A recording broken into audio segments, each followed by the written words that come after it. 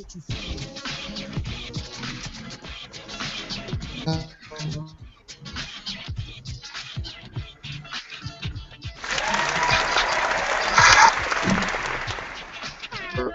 are live, OSD, episode 303. We're going to get you so high, you don't even need a prescription for it. Shout out to Denver, Colorado. This is Obsessive Sneaker Disorder, episode 303, Unfinished Business. Thank you for tuning in as you do each and every week. Man, the celebration continues. It's a good thing. It's a good thing because we are talking to you. Hopefully you're walking and talking with the Sole Doctors and Disorderlies. Man, we have another great show in store for you. In the meantime, you have a comment, you want to let us know what's on your mind, hit us up at info@OSD Live, or make sure you hit us at OSD Live on Twitter, Instagram, all them ting. And then for yours truly, at DWellsOSD. But now, what do we say? It is Wednesday. It is officially the 7th of May. Man, where is 2014 going? I mean, do I have to have a Nissan, Honda, Chevy, or do I need a Beamer or a Benz? I don't know, but nonetheless, let's get the show on the roll. Let's go straight to the great. Shalom. What's the good word? Nothing, man. I'm still on my high from going to your neck of the woods. Absolutely. We had a good time. We had a celebration, Yes, and lots of house punch. Oh, man. Well, they say you only live once, so make it good, right? Yep. Make it count because YOLO. That's money in the bank. Well, sit tight. Let's go to straight Miss Flower. She's like, I'm so tired. I got to wear my glasses for y'all. So y'all can see. So what's a good word? Same as A, getting over my high from visiting your city and enjoying the events and the people out there. Absolutely. It was great having y'all. You know what? Worcester is your home away from home. Yes, it's not New York City, but we take things to a different pace, but that's a good thing, You have to get out of the city every once in a while, right? Just like I always say, man, I got to get to New York to get my fix. Get that, that adrenaline going, that fast walking, what you looking at, son? Huh? No, let me stop, but it's all good. Let's go to Mr. SFK, size 15 King. What are you repping for the Oakland Athletics now? You Athletico? Nah, man, it's just I only wear black fitted, so this is the one that I chose to wear today. Okay, I hear you, a rude boy. Seeing? I see how it goes. All right. We see you. You looking like you're sitting in a are you in a dungeon? Are you? We'll see the sneakers tonight. Where does the normal backdrop? Oh, the normal. It's over there. I'm just Okay. sitting on the couch right now. I actually gotta rearrange some boxes. I'm trying to clear out a lot of this stuff. Because most likely I'll end up back in Miami come end of June. Okay. So I will be back in Florida. So I got to clear out some of this stuff before I make this move again. Gotcha. All right. It's a little messy over there. Cool. Well, sit tight. Let's go straight to Mr. Show IDs, the one and only. The first man to make a sneaker with cork on it. Yes. The man. Oh, and just on cue. See, the gremlins got him. You ran when you said that. The gremlins got him, but that's all right. We know he'll jump back in. But Paper Chaser, what's up, sir? Greetings. Salutations. How the hell are you doing, Sole Doctors Disorderlies around the world? Welcome to episode number 303. Unfinished Business is the title. Yes, we are 303 episodes deep in the game. Every time we hear from people and we tell them how long we've been doing this, they're kind of at awe at how long we've been at it. And it's not a joke. There are no fabrications. We are 303 episodes deep as of right now. You can check our archives out on our site, osdlive.com. Go on the top to the talk show tab, and you will find link to our entire archive of shows. Yes, we are 303 episodes deep in the game. Every time we hear from people and we talk, somebody.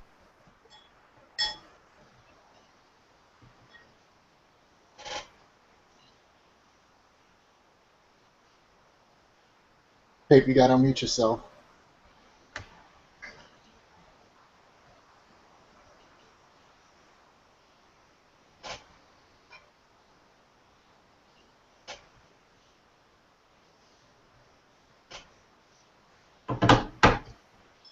Yo, There you go. Yeah. I was accidentally muted in the Matrix. All right, so as I was saying, so if you go to the OSD Live website, osdlive.com, on the top, you'll see a talk show tab, and you'll have access to our entire archive of shows, from audio and video, and you'll be able to see just how far back we go. For those of you who are new to OSD, thanks for joining us, and be prepared for some unadulterated sneaker debauchery, because we don't hold back, we don't bite our tongues, we don't sugarcoat, we don't do any of that on here to play favor to any of the brands. If you make a good shoe, we'll tell you. If you don't make a good shoe and it sucks, we'll talk about that too. We'll tell you too. What we do over here. So those who you'll see on screen for the New Jacks, those are the Sole Doctors, and they too will not bite their tongue. So thank you for joining us. For those of you who are new, for those of you who are return customers, we have some unfinished business with episode number 303. So where we're going to set it off at, D. Wells, where would you like to go? Let's talk about some news. What's going on with this thing in China? These folks looking to strike? Well, 1 second before we get to that, because Okay. we actually have not been covering our stock report. Oh, yes, you got to talk money. So Money. we definitely got to cover that real quick. And just for to note, only one stock had a positive gain today out of all the footwear stocks that we watch. So we'll start it off with Nike finishing at $72.18 a share, down 7 cents. Skechers finished at $39.68 a share, down 74 cents a share. VF Corporation, Vanity Fair Corporation, parent company for Vans, North Face, Timberland, etc., finished at $60.95 per share, down 18 cents. Under Armour, who just launched their brand house in New York City last week, finished at $46.24 a share, down $1.48 per share on the day. Serious drop for them. Deckers Outdoor, parent company for Uggs, finished at $76.33 a share, down $1.83 per share today. Big drop for them too. Foot Locker Incorporated finished at $46.75 per share, down 16 cents.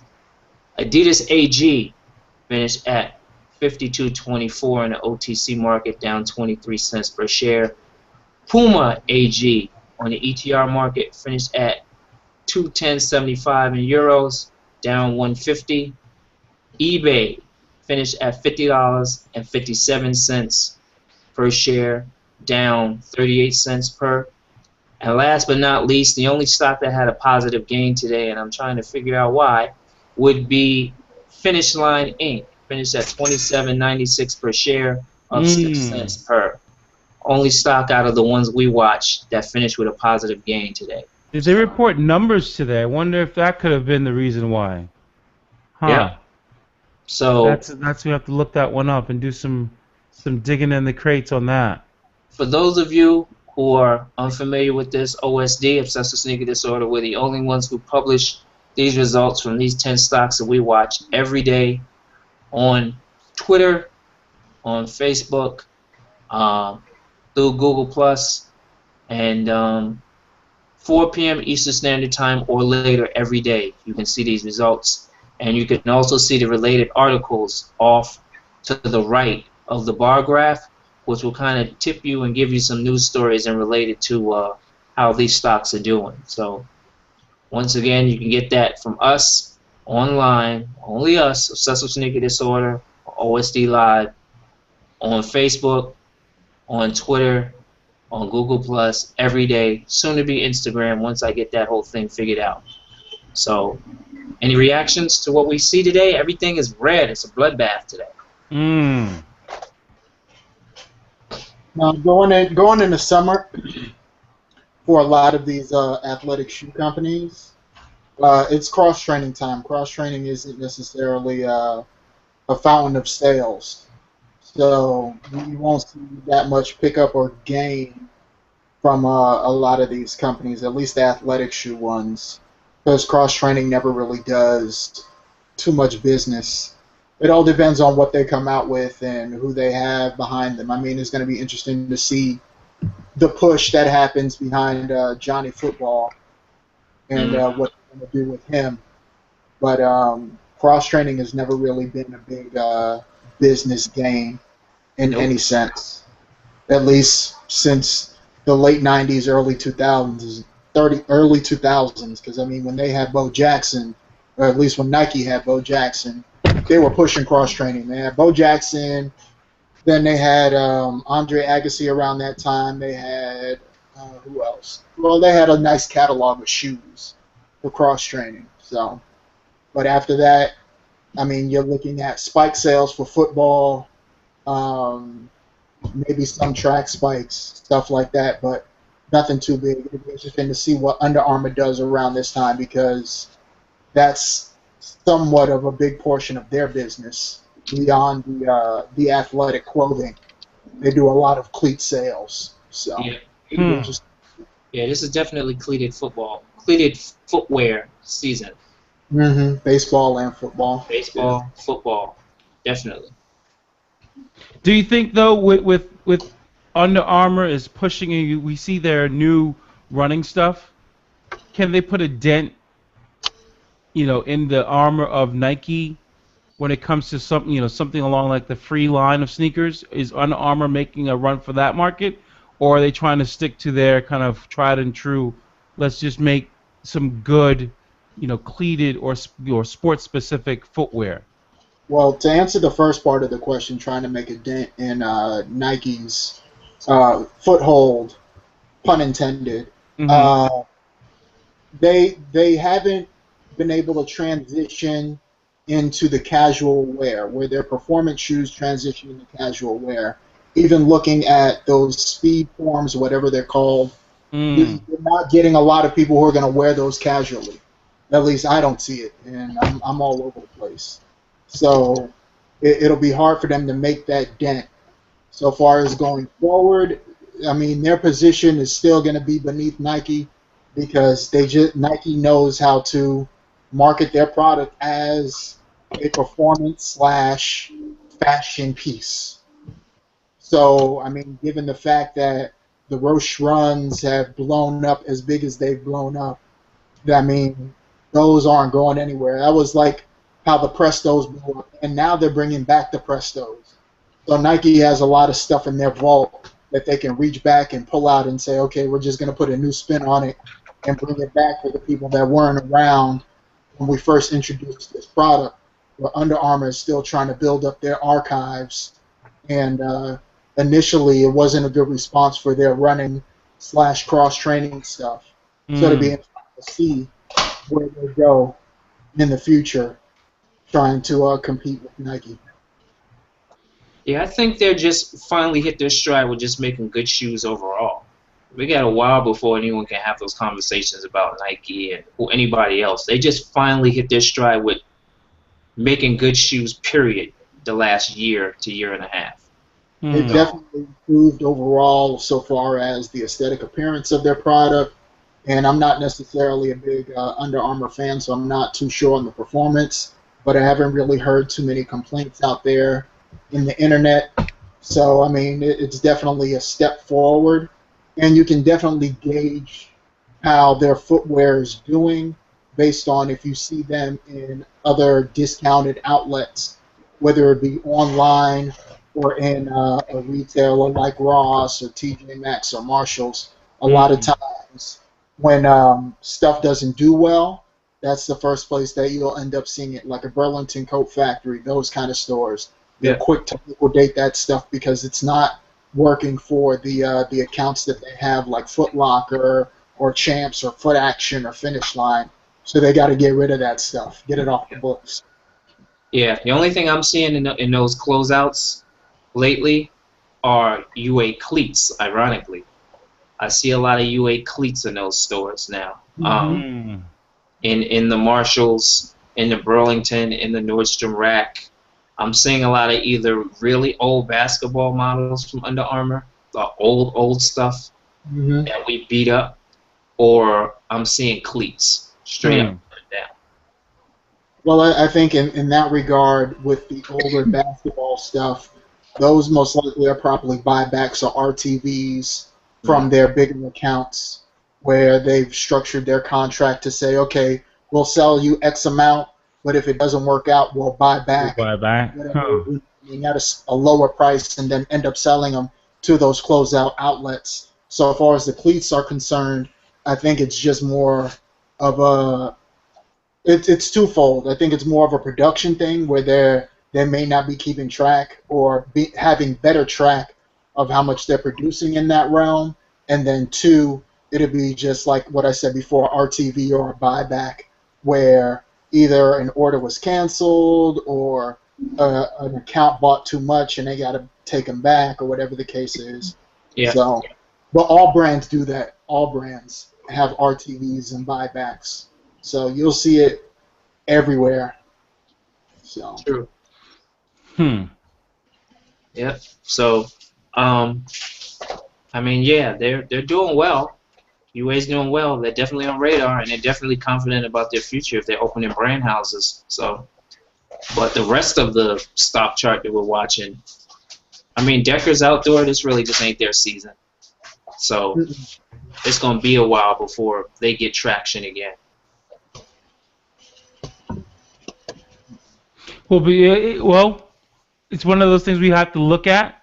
You know, I wonder if we're going to see some new technology. I hope so for 2014 because we've seen all the free stuff. We see what Under Armour's doing.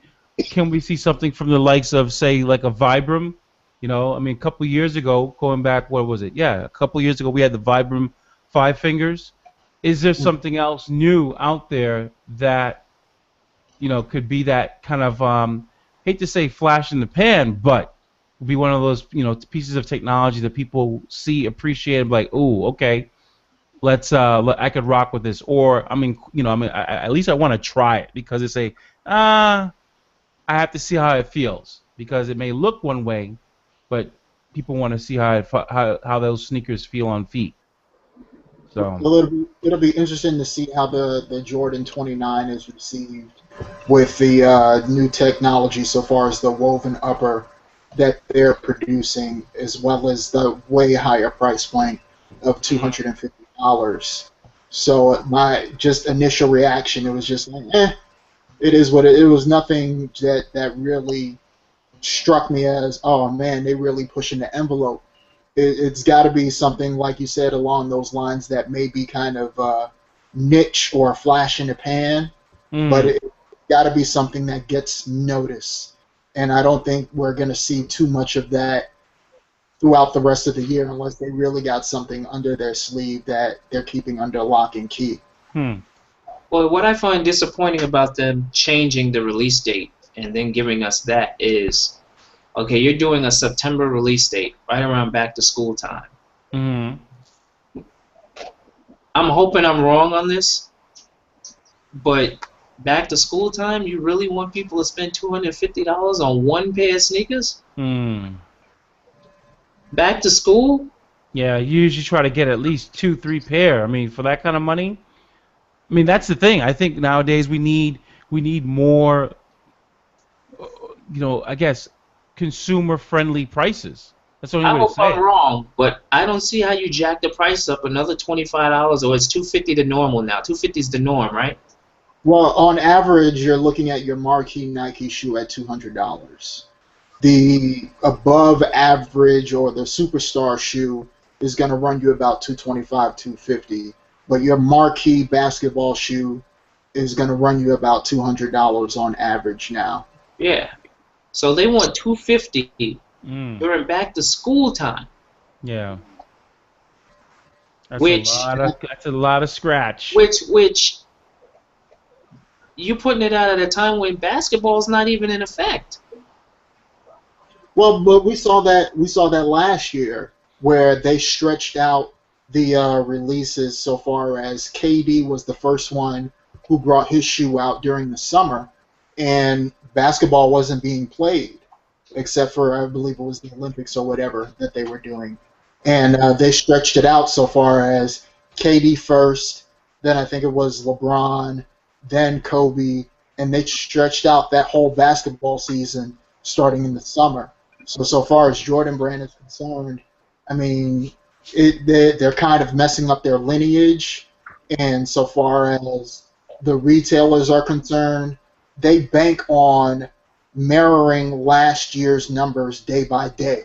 So if they had a release on a specific week of a marquee Jordan that boosted up sales X percentage, there has to be something there to make that up, because that's how they kind of view their sales within the quarter. So if they have a Foamposite or a Jordan that released last year around that time, what do we have that's coming up that same time period for this current year that's going to make up those sales or boost those sales in comparison to the last year? So that could be an issue so far as with their retail accounts, what they're going to push in that time frame, which would actually be around now from last month, or not late February, early March is when the Jordans usually drop. Right. They always dropped on Mike's birthday. Yeah. Right. So you disconnect the story now that people just finally started getting used to, which, I didn't think too many people, of the younger generation of sneaker lovers really paid attention to it, but I heard a couple of them that seemed to be pretty young in age actually say that. They were like, yeah, they always release around his birthday, which means somebody was paying attention. Right. Mm-hmm. So to now disconnect that and then put it out during back to school time where you got a whole lot of other choices to make, even if you're shopping for yourself. Forget mom or pop buying your shoes. Mom or pop buying your shoes, they're going to slap the taste out your mouth for asking for some $250 shoes right with back to school. But even with your own personal discretionary income or disposable income, you're going to be like, yo, wait a minute. I could get me 2 pair of Adidas, or I can get me 2 pair of this, or 3 pair of that. Do I really want to buy just one Jordan right now for $250 plus tax, which is going to be what, $270 something? Crazy. Miss A, what's your take on this? I mean, I know Jordans aren't your thing per se, but share your opinion with? I had to step away for a second. Okay. So I kind of missed a little bit, but I mean, I have a few Jordans in my thing, but I've never paid like over $100 for them because I have small feet. But I mean, I would do the same thing Sean said. I wouldn't pay $2 something for one pair of Jordans. I might as well just get 2 or 3 pairs of sneakers with that. Which is what I think, price savvy, or at least, conscious parents who are buying sneakers for their kids, or even kids buying sneakers for themselves, are going to say $250 for one, or take that same $250 and get maybe 2, maybe even 3 pair. Yeah. Do you think that they're going to go up to like $300 by the end of this year or next year for one? Yes. In regards to Jordans, they probably will, but overall, I think you will see certain releases that will hit the higher 200s, almost close to 300 as a release, because you're seeing that now. And they keep on pushing the envelope and people keep on buying. Even if you look at let's say the Kobe retail is $225. Given that they've released, 4 or 5 colors now in the high top version, and they've sold pretty well, they're going to continue to push the envelope. It's just a matter of who the player is behind it and what the aesthetics are on the shoe. I don't see the Jordan 29 doing the same as how the Kobe has performed. Right. Just based off of the aesthetics of the shoe. There's nothing that's going to draw people in. At least with the Kobe, you had the Flyknit, and everybody's just kind of keen on Flyknit right now. And I've seen just like the trainers and the runners go upwards of $200 depending on the colorway and the size. So Flyknit is popular. They've done their market research. They put it out there. They backed it the way that they need to for consumers to want it. The launch that they've done with the Jordan 29 hasn't put much heat behind it. I don't hear people talking about it. I don't hear people asking about it. And given the fact that Oklahoma City is playing like crap right now, it's not looking good so far as Russell Westbrook being the face of that shoe and pushing it so that people will want to buy it. So. Well, Jordan Brand has always had the roadblock anyway of whoever they put to rep the signature line has to at least be on the path to some similar greatness to Mike. And nobody that they've had since, I can't even say since who, but no one that they've had literally or figuratively since Mike stopped lacing them up has been able to kind of be along that path. The only person who was really close, and we all know how bad that went, was D. Wade. Mm-hmm. And what about Vin Baker? I don't see any. Shut up, Ben. Vin Baker before his alcoholism and all that other stuff. Not after. It's just a hard sell to get somebody to pay $250 for a shoe that the people representing it aren't even online with the standard of why the shoes were created in the first place. Where, as Bob said, Kobe can come back and play in his shoe and do whatever. LeBron can play in his shoe, and KD can play in his shoe. And they can get those sold just based on whatever they do in their shoes. But if you're basing a Jordan on Mike's standard, no one wearing Jordan Brand right now is doing anything to convince us to pay $250 for a shoe. And they won't for a long time. Let's just be real. Do you see it out of anybody that's on Jordan Brand right now? The underlings that are on Jordan Brand with their own marquee styles, I think actually do better than the marquee Jordan shoe. Yeah. Based off of their performance on the court and the price point and the aesthetics of the shoe. Look at Blake Griffin in his shoe. Look at Carmelo Anthony in his shoe. I've heard good things about Melo's shoe. Yep. The aesthetics I'm not too pleased with, but that's my own personal opinion.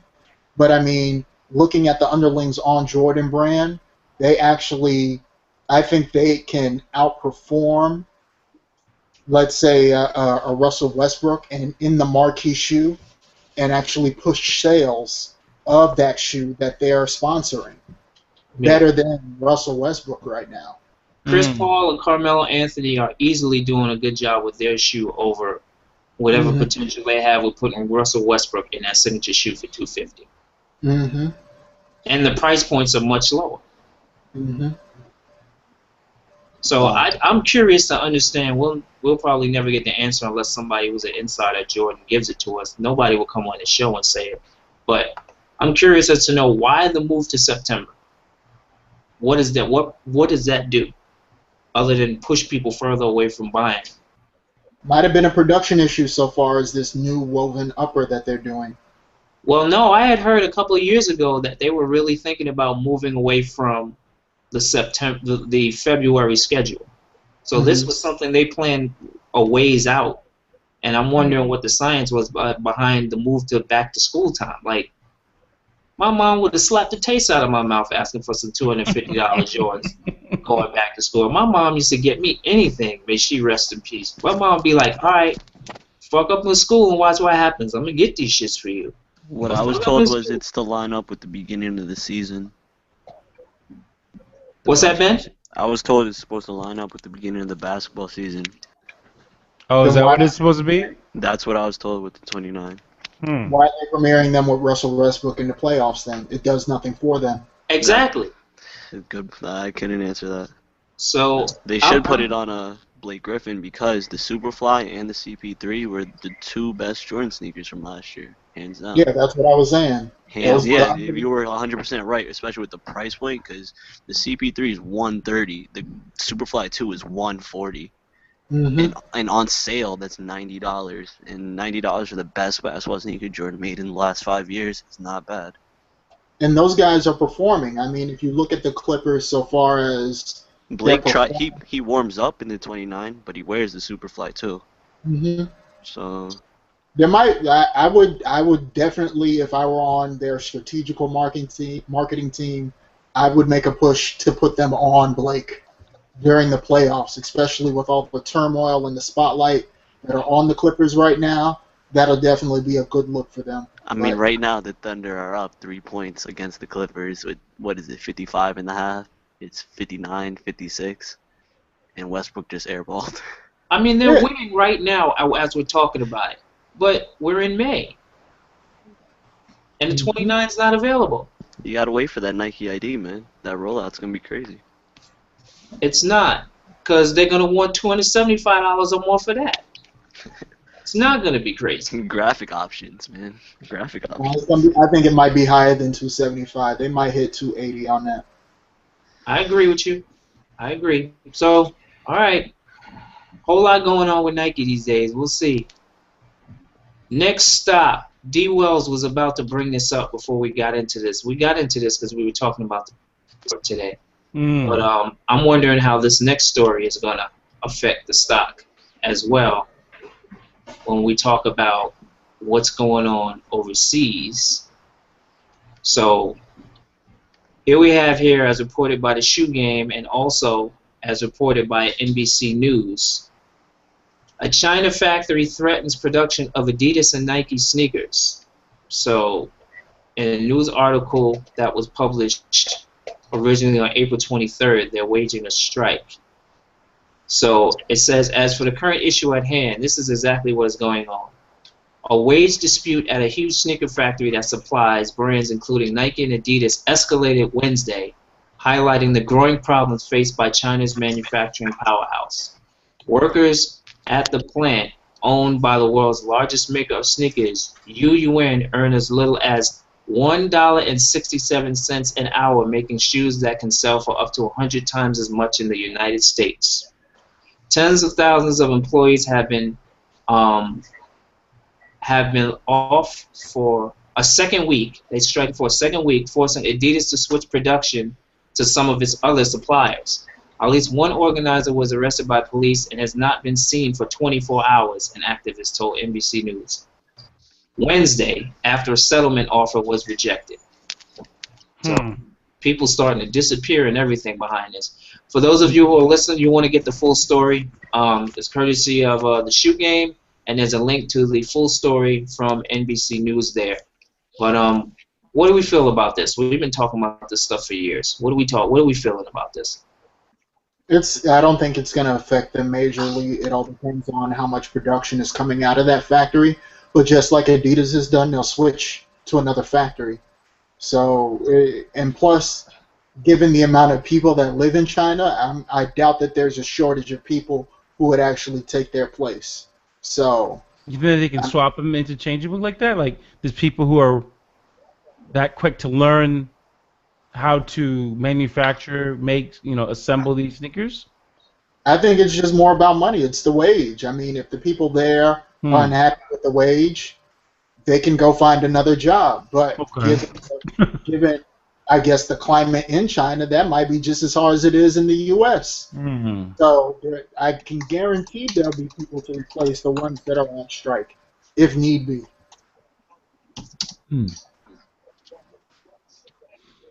It'll be interesting to see. You don't think it's going to affect numbers this summer? Nope, not at all. I agree with him that it's just they're gonna have replacements. Whoever leaves, they're easily gonna get replaced. It's like when we had scab labor workers back in the days here. Scab shoe assemblers. Yep. But I mean, you hear the same things that go on in the electronics factories where they're going to strike or they're jumping off buildings, committing suicide and whatnot. Wow. And someone's there to take their place. Yeah, but they do come down harder on electronic people because that's actually like they show inside the factories on the news and stuff. They haven't done that really. I don't know if they've done that with a sneaker.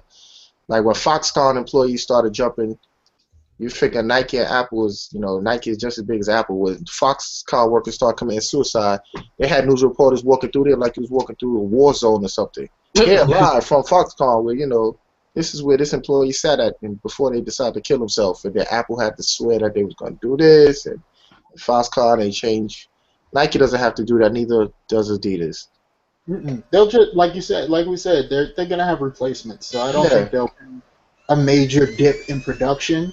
I mean, granted, 2 weeks is a long time so far as how many shoes can be produced by these people in that amount of time. But as it goes on, they're going to realize, hey, we got quotas to meet. We already signed a contract with these brands. We got to meet these quotas. Let's find some people. That's it. But what about the trend or the rumored trend to start manufacturing in India? You think this is going to speed that up? Well, yeah, they already do that with clothes, regular clothes. So why not sneakers? Where was that big? Oh my God! Where all of those workers died at recently this year? Oh my God! It was like 1,000 workers and something crazy happened. Let me see. I think that was in India actually. I think if these brands switch production over to India, the wage is going to have to be higher. I mean, in China, they have whatever regulations or whatever people looking over the business there and making sure that they're not paying these people anything, given the fact that India has so many people, but it's, I would say, not even to say that it's more modern or more civilized, they would probably still have to pay them more. But that's like looking at producing goods in Mexico or producing goods in Brazil. It's the same thing. They're still going to have to pay these people more than they would in China. That's why a lot of production is still coming out of China rather than going to India, Brazil, or even Dominican Republic, going to those places because they have to pay these people more than they would the people in China. Oh, it was last year. 300 workers died in Bangladesh, and industrial suburb in a garment factory, mostly women. 1,200 of them were injured. That was last year. Guaranteed that factory is up and running now. Workers are back to work. Nobody knows about it. Nobody. And let's make it. I guarantee you, some of the most popular clothes that we wear here is made wow. there. So, Yep. So we'll see. See what's next. All right. Wow. So now it is party time, D. Wells. Okay, sir. You need to give us a recap of the NESS. Man, New England Sneaker Summit. I mean, it was, some folks thought it was going to be too short, meaning because they saw the hours from 4 to 7. But I think we found the sweet spot because once you make the rounds in the room, and you go, you make 2 rounds, 2 hours in the room, you know whether or not, you know who you're going to do business with, stuff like that. Yeah. So it went down. It was well attended. Sneakerheads from throughout the area, in Worcester, Rhode Island, Boston, Southern New Hampshire made the trek to Worcester, and it was a good time. Shout out to DJ Rebel One for the music.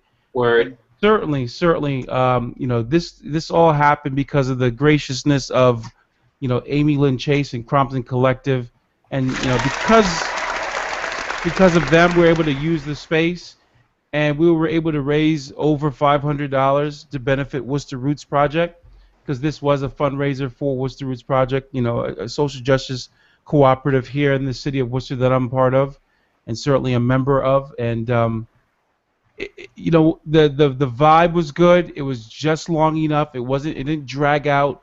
The raffles, people were going crazy over the raffle items. The sneakers, especially the the ones that I was able to that I selected with your help and A and Flower and Brooklyn's help of figuring out which sneakers off of my display table that I was going to select and include in the raffle. So And word up. First of all, we gotta give props to the first ladies of OSD for creating your table display. absolutely set it up lovely. Well, wait a minute now. That was all Flower's doing. Thank you.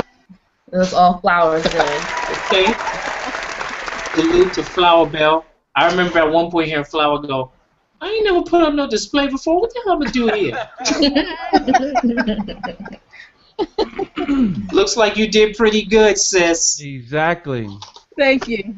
I'm Set it talking up. about you talking about attention all day. Yeah. It definitely was you know the kids, the people, the attendees were like, man, I haven't seen some of these niggas in years, or I've never seen this in person. So that was its intention, just to show. It wasn't to show off, but just to show and give people an experience, something to talk about. But then also, just to be able to say, okay, I'm gonna pick a couple. At first it was just gonna be one particular pair, but to actually be able to pick two pair and actually include them in the raffle, that was fun for me. Again, it's for a good cause.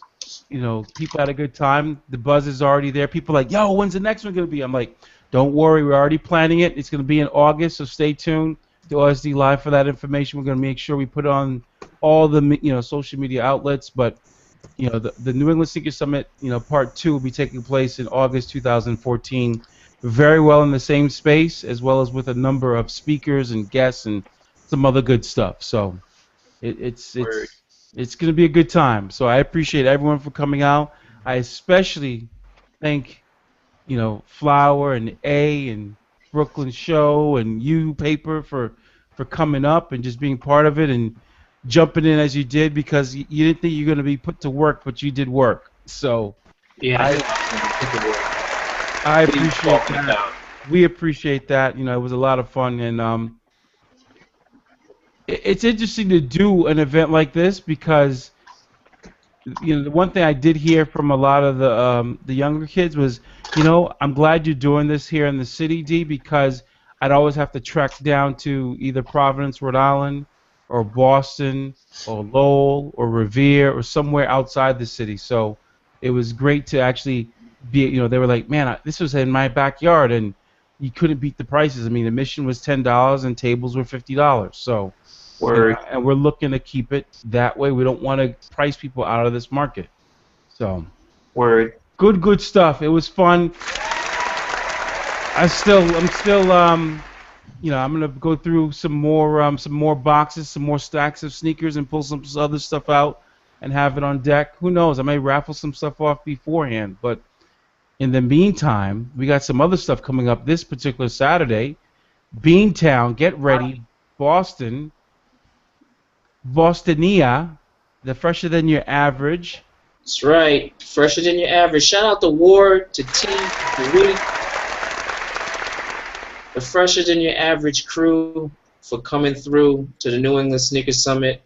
And I don't know if you guys saw this, but at the end when we were all packing up ready to go, a few of your New England Sneaker Summit attendants, we pulled them to the side and made them do an impromptu FTYA battle. Yep. That's what we were doing before we all packed up and left. And I was listening to it, and it seemed like one in particular cat knew a lot about his sneakers he was wearing. Yeah, he had on the Skunk Dunk SBs. He crushed that. So he's actually going to be a vendor next week. Yeah, so it goes down in Boston, the Villa Victoria Center for the Arts, 85 West Newton Street, Boston, Mass. It will be going down from 12 to 5. The usual buy, sell, trade, and battle.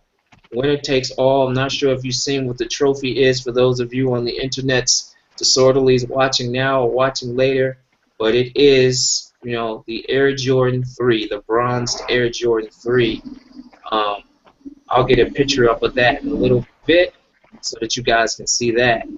But also special guest judge, Boston OG, NOG from NOG and the Bulldogs will be in the building. So shout out to him. See you next Saturday, homeboy. And it's going down, $15 admission. I'm not sure how much the vendor tables are, but if you go over to ftyaevent.com, you can all your vendor info there, and we hope to see y'all next Saturday. So. Hey D, where those I say PlayStations or the De La Haas, not the lows. These kids obviously was going crazy, so where those gifts that you got? Yeah, exactly. Where the gifts? I say where the gifts. Hey, hey, Show, remember the one kid we saw? He saw the PlayStations on I'm telling you, he waiting for his balls to drop, because then he gonna trade one of them. He was like, as soon as my balls drop, I'm trading one of them. Yo, D, he did this. He saw the PlayStations on your table. He did this. He said, it was bad. Yeah, it was comical to see the reaction on people's faces, because I always go, okay, what sneakers do I appreciate, do I like? I mean, the PlayStations were just that, they're given to me.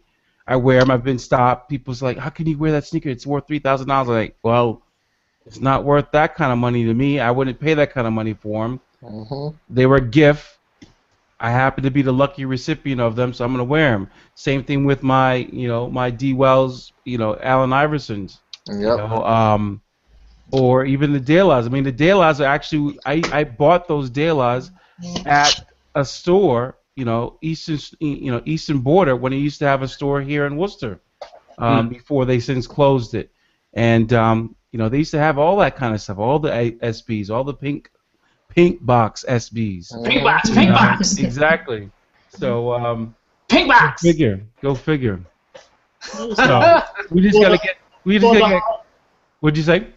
It's all before the hype. I mean, there's from my vantage point, there's been a big push for SBs, at least in some of the larger sizes. I get a guy that contacts me at least twice a month asking me to sell him my old SBs, and I'm like, really? Only shoes that I really wear right now. So there's no way in hell that I'm selling any of them. Well, you know what's even funny too is I started looking through, or I just found them today. I found some Dunk Low Pros with a fat tongue. This is prior to SBs, and I was like, yeah, it's in an orange and brown box, but it was a Dunk Low Pro. We're going back to around 2002, if I'm not mistaken. I can actually go and grab one particular pair. Yeah, a little earlier. A couple pairs over there, somewhere over there. But that's the kind of stuff that people are looking at now, and I guess that's what the consumers want. Well, I figure at least with the SBs, the price point is more attainable, and you're still getting that aesthetic that's going to draw attention. So, like, even with, let's say, like the Year of the Horses that recently released, that all red with the clear bottom with the gold speckles. If you put that, let's say, on a basketball shoe, that shoe is going to retail, let's say, $150 to $180. Put that on an SB, $100 or like 120 or something like that.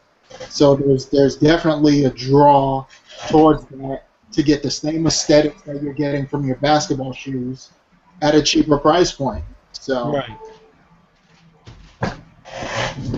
Yep. All right. So where we at next? So once again, May 10th, Boston, FTYA returns. Shout out to Lori, female sneaker fiends.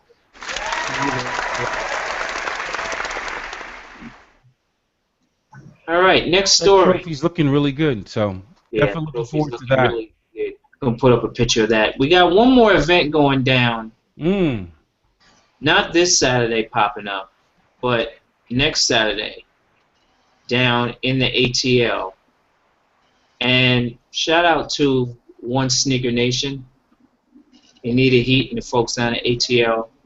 They're doing Kicks and Flicks, a red carpet affair on Saturday, May 17th. It's going down at Hobie Studios, and I believe this is Oakland Avenue, somewhere around downtown Atlanta. I love on the flyer it says must wear sneakers for admission. That's interesting. You would think that that's a common thing that you wouldn't have to say, but you'd be surprised how many people you see walking around sneaker events that are not wearing sneakers. Yeah. Oh yeah.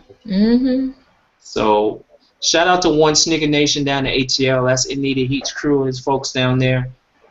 We wish you guys a very successful first event. Sorry couldn't be down there for it, but Saturday, May 17th, for all you Atlians down there, check that joint out, and we'll get our brother Anita Heat on soon. He won't be able to make it on tonight, but hopefully next week he'll be able to come on the Wednesday before and share a little more detail about the show with us. So once again, that's Kicks and Flicks Red Carpet Affair, Saturday, May 17th at Hovey Studios in Atlanta, GA. For more information, you guys go over to sneakernation.com. I'm pretty sure you'll find everything else you need over there. So, all right, where we going next? What do we go next? Do we do WTF? Or should we save it? Because it's a good one. We should. We definitely should. Do WTF now? Do it. Yeah, man. Now? Yes. Yeah, let's go. Let's do it. All right. I'm only gonna do it if we promise to let the ladies go in first. Absolutely, ladies first. And they gotta go in they gotta go in. Ladies, do you promise to go in? We promise. Okay, that's all I ask. Y'all gotta go in. All right. So we're talking about, and what's make this bad is it's actually a retro. It is. So here's what makes this bad. It's a piece of shit and it's a retro. So they brought it back twice, thinking that it won't smell as bad the second time. Uh-oh. So here we go. On screen. Oh shit. We're talking about the Nike. Change the name, y'all. No. Change the name. Nah, fuck that shit. Change the name. It's not the blog posit this time. It's the solo It's slide. the solo slide. Oh my god. Why? You know what? My boyfriend saw this, and he's like, he wanted to get a pair, and I told him if you were to get a pair, we're breaking up. This is that is when those came out the first time, a lot of people bought them. A lot of people wear. Time out. Wear. A lot of people all over. If you want slippers, go to the dollar store. Don't get these. I've seen these, just never on feet. Thank God, I've never seen these on feet. Because I just go around and be a toe terrorist. I'll be stepping on people's foot all day. Less than $20, and a lot of people bought them up when they sat after they sat. That's dumb. Man. Those are atrocious and need to be burned. Seriously. They're gonna sell again. Watch. I don't know. I don't know about that. People will buy these. People, particularly in the hood, will buy these. Cats in DC, the whole DMV will be buying these. Yes. I gotta differ with you on this. Okay, and get this one. I say it now. We will see these being customized. Oh God, nah. No, we not. Yeah, we are. No, we're not. Watch. Just watch. And there ain't enough material for them to actually custom. What are they gonna do? I could see it. Draw one line. The material on these is different, if I remember correctly. That's why hence the name change. It's not an actual precise material. I think it's just like a coated woven material. They've molded. So it's not the same as the original release, where the original release has like the foam posit material. But even on the originals, they didn't blow up. They didn't do numbers. So, I mean, in this case, I think that a lot of the stuff that they seem to retro comes back every 5-10 years, and it's a whole new audience. So it'll be up in the air to see who's gonna buy it. And I mean, right now, the hype is so big on new releases. People might just actually buy it. I don't even know what the retail is on that. $120 and they come out Saturday. Yeah, no, fuck that. 120? It's the summer. People may buy them. I'm telling you. Yeah, get the fuck out of here. Better buy some better looking shoes. That bullshit. 120 for some almost chancletas. Fuck that bullshit. Exactly. No. I'm telling you, they might buy them. But I could see them selling though. Oh yeah. The Solo Slide drops on Saturday. I just want to punch it in the face. It's so stupid. I need to hear from my man, Mr. King. What are you doing over there? We need you to unmute yourself and share your thoughts on this now.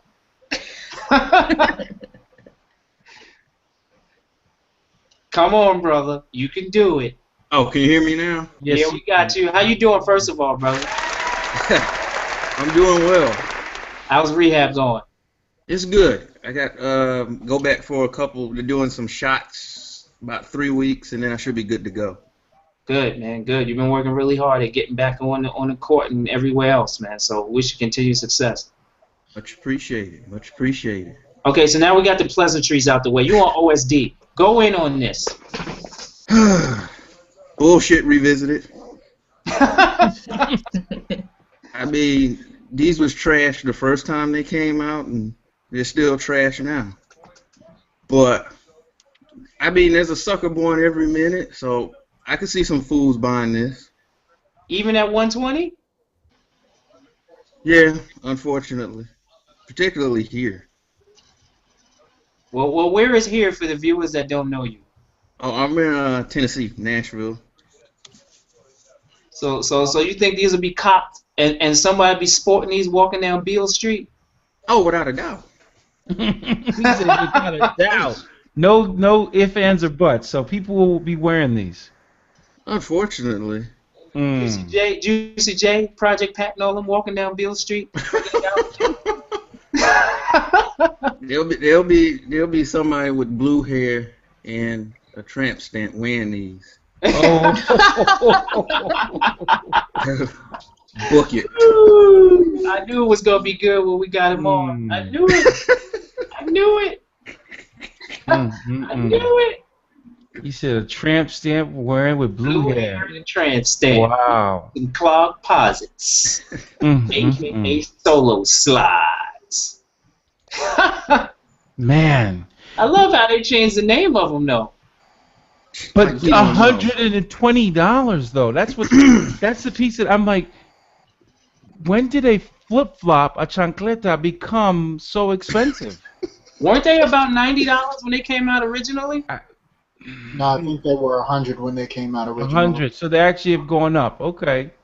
No, they definitely. We knew they was gonna go up. We knew that much. But The 125 though. Right. I mean, you can kill a good bug with them, but I mean, nah. This is the type of shoe that's good for parents that still beat their kids. Exactly. Parents, if you still beat your kids, this is the joint right here. Just slip one of these off one time and coop. Man, the Solo Slide, $120 for a slide. Okay, yeah, Nike's smoking some good stuff. It's going down. Yeah. But I mean, even in the early 2000s, late 90s, there was the rumor of the Air Max 95 thong flip flop, and that caused a lot of buzz. You've never seen that? There's a Air Max. It was a prototype Air Max 95 thong flip flop with the Air Max bottom, Air Max 95 coloring, the thong straps had the gradient on it, and it never really it never came out. So I don't know what happened to it. It's probably in the tuck to come out some other time. And the same thing happened with the original Jordan Trunners. They had a flip flop of that as well as a prototype. Yep, that I saw. Yeah. So I mean, they got stuff in the tuck that they're gonna keep on bringing out. Like I said, there's a new market every 5 years. So let's say it doesn't work now. 5 years from now, it'll work because there'll be some people who say, "Yeah, I remember when that came out. I wasn't able to get it." Whatever. So I think they probably would have been better off if they did it in a royal blue colorway to mimic the foam posits. Foam posits, right? Yeah. So, Well, or even that Foamposite boot actually did pretty decent when they put that out. The Foamposite Goa Dome. well, the Foamposite boots. That's I think like the third or fourth iteration of that boot. Yep. Not necessarily Foamposite per se, but just using that Foamposite material because they had one in 2003 or 2004 that didn't do well. Yeah. And they just keep on redoing it, whether it's the bacon posit or whatever the hell they want to call it. Yeah. And they keep doing the same thing over and over again, just changing it slightly. So even in this regard, they've changed it from the original. It's a whole new market. It just depends on what colorways they have available. So. True indeed. All right, so we're on to shoes, ladies and gents. And fresh off of a slew of, well, not a slew, but it was pretty abundant. The Mutombo, Adidas Mutombo original release. We are now seeing images, as on screen here, of the Mutombo 2, which is set to come out. So here are some detailed images of this shoe, the Mutombo 2, which very few people know anything about. I was going to say that this is one of those slept-on sneakers that a lot of folks, when it was originally released back in the, what is it, 94, not many people paid attention to it. You know, I mean, it was one of those that ended up in the sales rack. I remember Crosby's, Crosby's there at MSG. They end up in the basket with a zip tie on them. Yep. You know, those shoes go to die. Yeah. These will suffer the same fate. They're not gonna do well, I don't think, because there's no nostalgia factor. I mean, even if you have Mutombo doing a commercial or whatever, the first one they could have gone another 2-3 years, depending on what colorways or what marketing they put behind it. But bringing these out, there's no push, there's no story, there's no nothing behind these shoes. So it's not a good look. Well, the sad thing is about this shoe is, okay, we remember the Mutombo 1 for a bunch of various reasons. But the Mutombo 2, in one of Mutombo's most famous images where he's wearing the shoes, you don't know what he's wearing because he's on the floor holding the ball screaming. Because that was the year that they knocked off the Seattle Supersonics when the Nuggets were the 8th seed. Oh, wow. And they took out the Supersonics. So that one candid image all of us basketball fans remember is when Mutombo fell down on the floor holding the ball screaming his lungs out because they had just won. But you don't see anything below the waist. So there's actually stock footage. I believe I can't remember where I saw it earlier, but there's actually footage of Mutombo guarding somebody wearing these. Wearing them? Wow. When he was with the Denver Nuggets. I'll have to find that image and pull it up shortly. But again, like you guys said, there's no real connection, no cross tie. And Mutombo's hot right now. He still has one of the best Geico commercials out. Yeah, but that's not going to sell a shoe. That's going to sell insurance, even if it does that. Totally. But what I'm saying is, if they were creative enough, look at what they did with Chris and Cliff Paul, with State Farm partnered with Jordan Brand.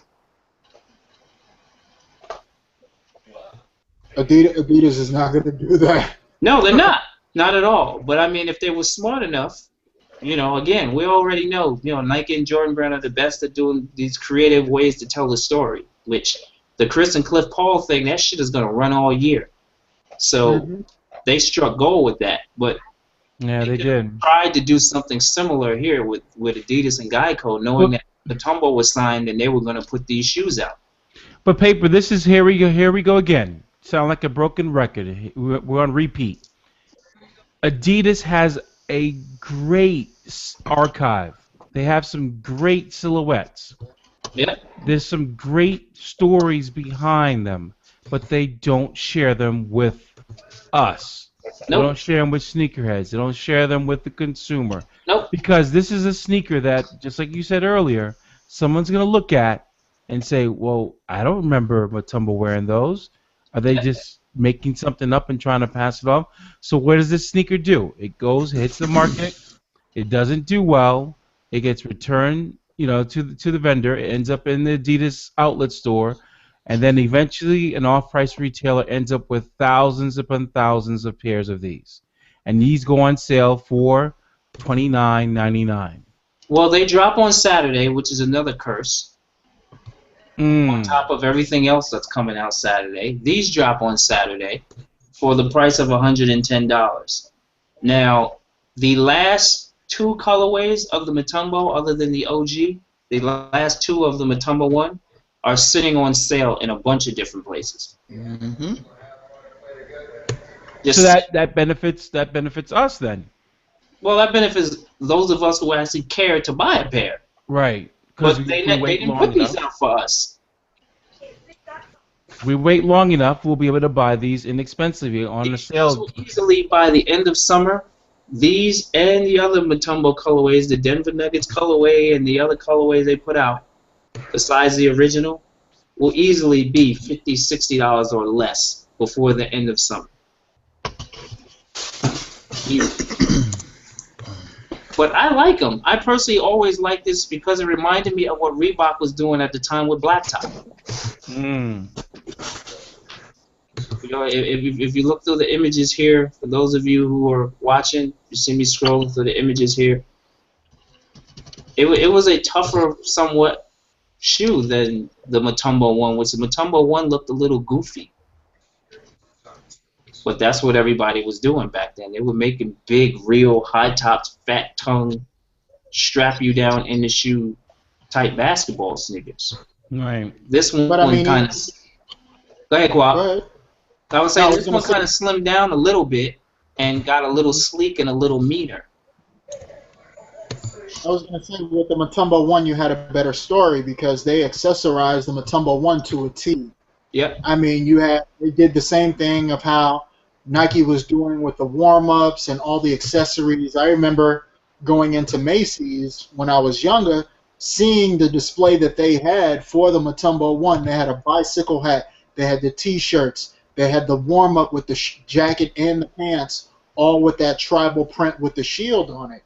So they accessorized that, and they created, I guess, a marketing theme with that shoe, which, like I said, Adidas could have played off of with the retro of this, but I didn't see too much accessorizing with the shoe like they originally did when they released the shoe. So that's a downfall on their part because, I mean, if you're going to buy, I don't even know how much the Mutombo Retro was, so let's say $100 plus for a shoe, then you get, let's say, a $25, $30 T-shirt. There you go, you got your fit right there. Yeah. But they're not doing that. They're just putting out the shoe. Yep. Sadly. So they're leaving money on the table in my eyes, but even with this shoe, they could have held on to this and just rode out the Mutombo 1 longer. A little bit longer. Correct. Yep. Yeah. Well, Do you think they were just excited, like so to speak, like they thought they couldn't run with the Mutombo 1 longer, or were they just excited to get this next one to come out so that they can extend, the kind of the range that stuff is sitting on store shelves? I don't think they had a proper game plan for the Mutombo 1 initially. Because looking at their rollout and everything else, I mean, the first colorway was the white, black, and red, which was similar to the original.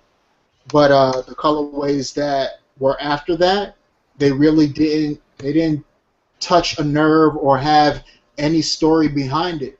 So they need to go back into their deep archives, as Sean put it, and look at what they have and create a story around it. I know that we've said before isn't the best at telling a story, but I mean they don't even have to write it. It's already there. They just have to go back to their archives and say, okay, we did that in the early 90s. Let's do it again. Do the same thing. That's all you got to do. That's it. Yeah, They're missing. They're definitely missing stuff. Yeah, that's what Nike does. So shit, it's not hard. What's up, Indy Heat? Man, what's going on, man? I know y'all know what I look like. Yeah, we kind of did. Just get man. Been on this grind, man. I apologize, family. You look like you're calling from sneaker heaven right now, though.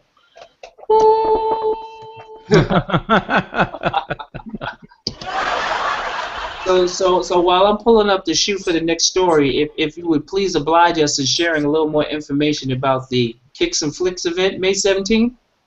Oh yeah, man.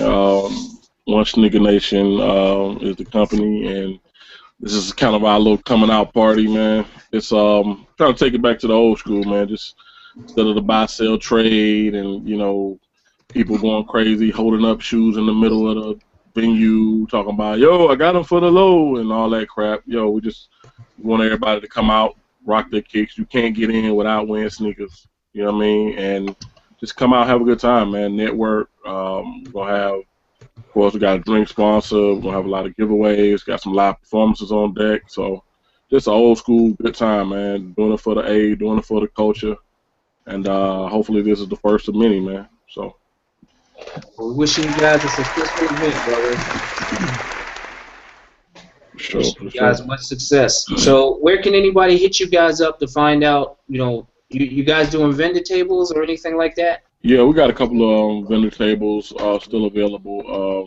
They're filling up quick. We got the vendor tables. What else? And we're not really trying to do the regular vendor tables where people come in to wear, like I said, sell sneakers. If you have sneaker-related products, accessories, things of that nature, we encourage that. We also encourage, your T-shirts, any lines, anything like that. Anything sneaker-related. But we don't want to make it a buy, sell, trade event. We want everybody to come out, enjoy themselves. We got the red carpet, so you're gonna be able to take pictures on the red carpet, put it on Instagram, Twitter, all your social media, We'll have photographers there, so if you want to get them, get the pictures, take it home, get a frame, whatever. It's going to be, a nice little event, man, but like I said, it's more of a sneaker party than it is buy, sell, trade. We didn't really want to jump into the fray doing that because everybody seems to be doing that, so we kind of try to do a little something different, man, try to put a little paint where it ain't, you know what I mean? Put a little paint where it ain't. Word up. Nice. Put some stank on it. Exactly. Thank you very much. You know how it go. Word up. So, where again can people reach you guys for more information on the event? Actually, I'm gonna try to put the Eventbrite tickets up. Of course, we got one Sneaker Nation .com. Also, we have the Instagram, and we have you on Instagram, have you on Twitter. Got the Facebook page. The early bird tickets are $10 from Eventbrite. We also have them on me as well as my business partners. They have them selling them hand to hand. So you get them like that. They're gonna be $15 at the door. Vendor tables, y'all just hit us up. You know what I'm saying? Instagram, Twitter, any kind of way, man. We're everywhere on social media. So it ain't hard to find us. All right. So. Our next shoe we're going to talk about, which I know our buddy Steve Ridiculous Gordon is happy about soon releasing, is the Adidas Pure Boost, as seen right here. I thought about Steve as soon as I saw this. So, Boost technology is alive and well, and here's some images of some future shoes that will have the Boost technology in it. Very clean and simple. These will release. Well, first let me get into a couple of features here. Of course, we know they have the, Boost technology, tooling on them. They weigh in at 8.3 ounces for men and 6.3 ounces for women, which is one of the things that Adidas wants everyone to know. They'll be releasing on May 14th on Adidas.com, Foot Locker, Lady Foot Locker, and the retail price is $120. Sole Doctors, have at it. It's a clean shoe. I mean, I haven't personally checked out the Boost technology yet. I've heard great things about it, but I'm definitely dying to get to check them out, man. I'm hoping they go that big. These look like they would be super comfy. The problem with them is that midsole and that it just looks like it's going to disintegrate if it gets either wet or you wear it too. Like if you overpronate like I do, that thing is going to wear down so quickly, and it's going to be those sneakers are going to be leaning immediately, like after probably 3 or 4 wears. It looks like there's no support at all. None. I mean, it's not for a big. It doesn't look like it's made for a big, big guy, big person like myself. Well, let me ask this question, because I know that the technology don't really they don't compare, but and I've had this conversation with other big guys. I seem to be one of the only big guys that actually likes the Roshe. Most big guys can't stand the Roshe that I've talked to. Because their feet roll over. Huh? Because their feet roll over in them. Right. But my feet don't really roll over like that. So I love the Roshes. It's actually one of the shoes that I wear more than any other shoe. Out of all the shoes I have. But I love the Roshe, but most big people don't. So I'm curious on how similar this is to the Roshe, because I've heard so many great things about the Boost technology from several different people. But almost all those people are, smaller people. You know what I'm saying? Well, this is where I would love to have Ridiculous on, because Ridiculous swears by Boost, and he's not a little guy. No, he's not. You're right. So I would love to get his take on it, but just based on from looking at this, to make a comparison to Lunar, if it's like Lunar, when Lunar bottoms out, that shit is an enemy for your feet. Yes, it is. I've had to retire already 3 pairs of shoes that feature Lunar in them. Mm-hmm. I mean, straight up, let's put them in the box. I can't wear these anymore. They're flat. They're done. How long do they last, though? Easily only 6 to 8 months. Oh, wow. And then they're just a wrap? I can't wear them. I can wear them to a corner store. That's about as far as I can wear them. Because when the bottom's out. Wow. Yep, you know what? True. Lunar, I've done okay in Lunar too. Like I'm sitting here thinking I have maybe 2 pair of Lunar, something with Lunar in it. I haven't really worn them that much. Not like I've done, like not like the Roshes and other running shoes that I wear. But I don't know. I'm curious. Hyper Dunks. Same thing. When a Lunar bottoms out, that shit hurts like hell. Wow. Yep. So hopefully the Boost isn't like that. But the other part of these shoes that concerns me is that ankle. That ankle portion of these shoes concerns me. These really look like what he says is a movie shoe. That's all it is. These really look like a movie shoe in that ankle portion right there. Like I said, I don't know about the spring back, and how, the Boost technology breaks down. Hopefully it's not like Lunar, but that ankle piece right there, I wish they gave a view of that for me to see that. I mean, they have here, but not really. It's really more of a feature of the, outsole and midsole. Right. But that ankle concerns the crap out of me. Yeah, it looks a little suspect. The shoe itself, if we just go off aesthetics, I mean, it's a very clean shoe. I can see a lot of people, really making this their summer shoe, all colorways and all that. But like you said, you have to take in consideration the technology, simply because of the price. That's the one thing I tell people all the time about the Roshes is it's an inexpensive shoe that either you're gonna love it or you're not. But it's only $70, so it's not gonna be too much, too much off your back if you don't like them. You know what I mean?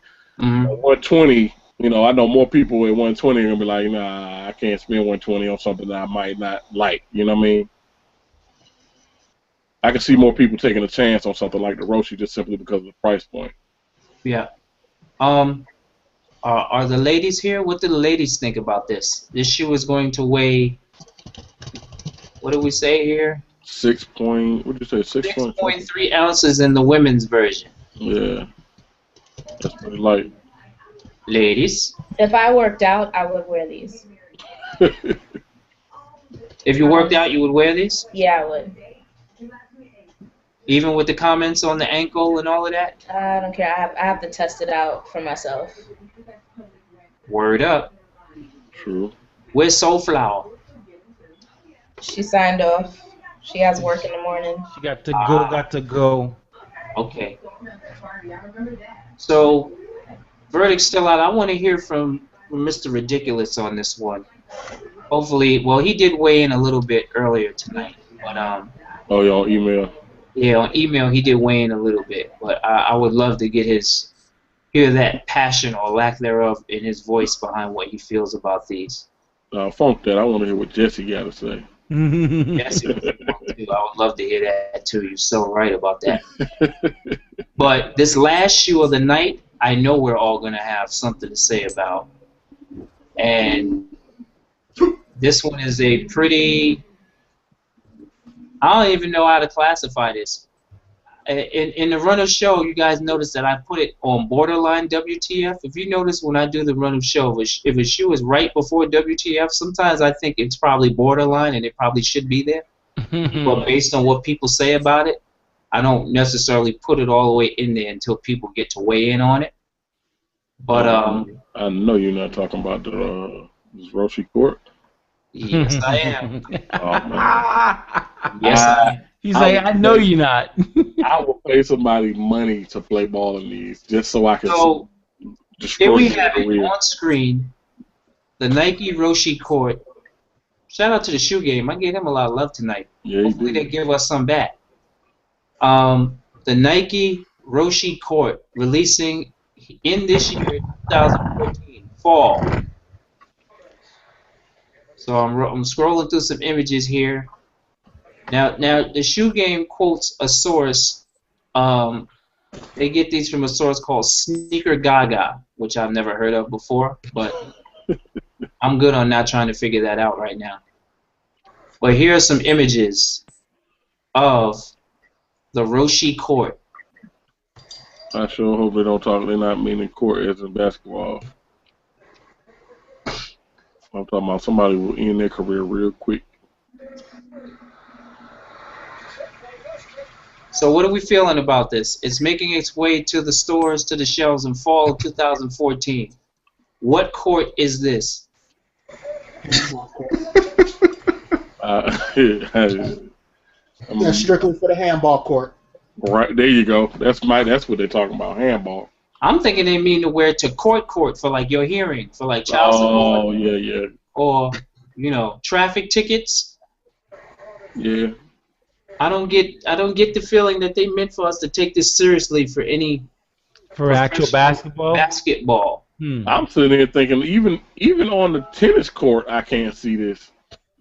No, there's nothing there that supports lateral movement. Mr. King, you want to weigh in on this one? Well, they suck. I mean, I don't know. Speaking of traffic court, I had to go to traffic court, and I met what I'm pretty sure is a meth addict by the name of Chris. I think he would wear these. Chris would wear them. A meth addict. Wow. He would. Did he just?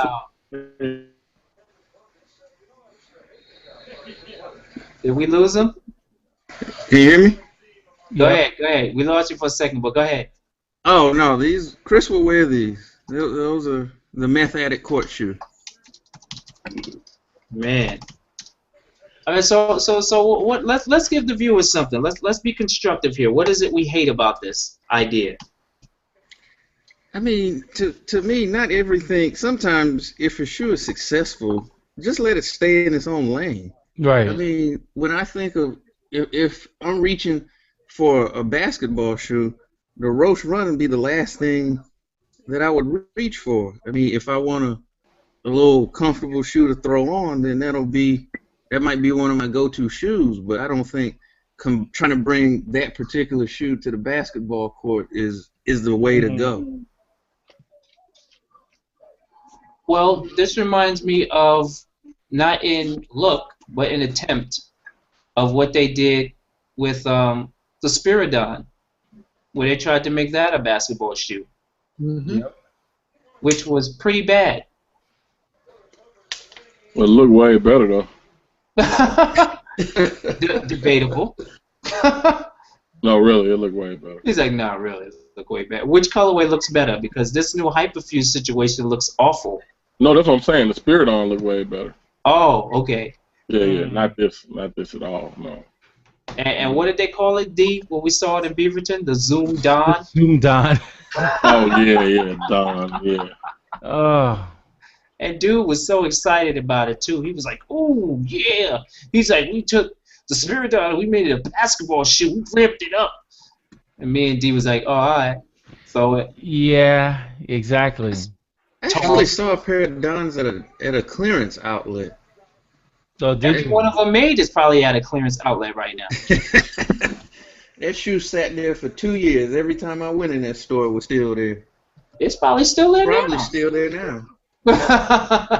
Chilling, solo dolo. That's messed up. All right, so how do we address this? Let's. There's no. Let's not. The only person who would be willing to even risk playing a game of basketball on these would be Two Gats himself, Gilbert Arenas. Gilbert Arenas. He'd be the only one. He said 2 Gats. He'd be the only one. Because beyond that, you're risking your career and your vocation to try to play in this for fashion. No, actually, I stand corrected. I'm already correcting myself. You know who else would wear these? Swaggy P. No, not even I don't him. think he'd wear 'em. Nate Robinson. I don't think he'd wear them either. No, I don't think he'd wear them. He actually in his shows. career. Yeah, he shows a little bit of discretion. Smartness, discretion. Yeah, Swaggy P though. Swaggy P might let this go. He might let these fly. Nah, those guys are trying to get that nice kicks trophy. They ain't stepping nowhere near it. Yeah. They really are going after that trophy for real though. But I mean, figuring that these are coming out in fall, maybe they're going for like a lightweight ACG type shoe. Because I mean, even if you have the herringbone bottom, it doesn't necessarily mean that you got a ball in them. True. That's true. Well, they just need to watch what they call it when they put the court on there. I mean, the court can mean a lot of things, so it doesn't necessarily matter. They got to pair it with something because they can't call it a Roche run. They got to call it something because it's not a running shoe. So they got to call it something. Man. Now to think about it, even the hiking thing though, you'll freeze your damn foot off with this shoe on. It depends on if you have like a Gore-Tex material or loose lining. They're gonna have to put some different materials on here. Well, I mean, even looking at the one that Pape has on screen now, it's a woven material, and it might be a heavy weight material, heavier than what they're normally using. Just from the looks of it, it could be a ballistic mesh or something like that, which is way heavier. So it all depends. I mean, they're really pushing these Roche sneakers. I mean, big time. Even to the fact that we saw today the first kind of Roche Roche run slip-on. Mm-hmm. So. But I mean, like we've discussed on the call before when Dwayne was on, they try to stretch out the lineage of the shoe as much as they can, especially if it's successful. So they got to do whatever they can to keep this shoe going. Yeah, I'm glad you mentioned the.